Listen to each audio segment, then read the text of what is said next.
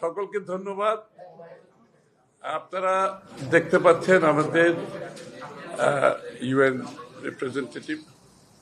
Gwyn আমাদের সাথে আজকে দীর্ঘ আলোচনা হয়েছে। বাংলাদেশের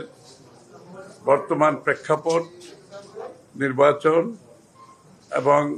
গণতান্ত্রিক ভবিষ্যৎ নিয়ে আমরা দীর্ঘ আলোচনা করেছি এবং আলোচনার মূল বিষয়বস্তু হচ্ছে বাংলাদেশে ডেমোক্রেটিক অর্ডার ফিরিয়ে আনার যে ইউএনের যে একটা কমিটমেন্ট এবং ডেমোক্রেটিক অর্ডার আনতে গেলে যে গণতান্ত্রিক কর্মকাণ্ড, চর্চা, একে অপরের প্রতি রিলেশনশিপ সম্পর্কে কি ধরনের সম্পর্ক থাকা উচিত আমাদের বাংলাদেশে বর্তমানে, সেই প্রেক্ষাপটে আমরা মনে করি গণতান্ত্রিক অর্ডার ফিরিয়ে আনার জন্য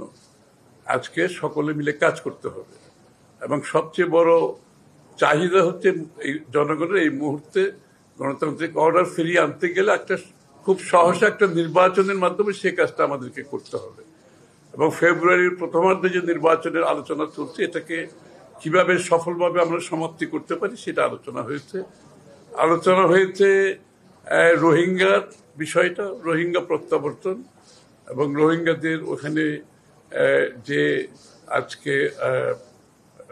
মানবেতর জীবন যাপন করছে এগুলো নিয়ে আলোচনা হয়েছে এবং বাংলাদেশের রোহিঙ্গাদের সহায়তার ব্যাপারে বাংলাদেশ সরকার এবং বিদেশিদের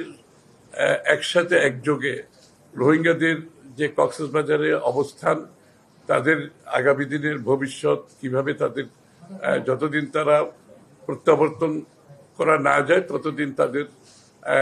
বিষয়ে যে জাতিসংঘের সমর্থন ব্যক্ত করেছেন এবং এটাকে আমরা কিভাবে আরো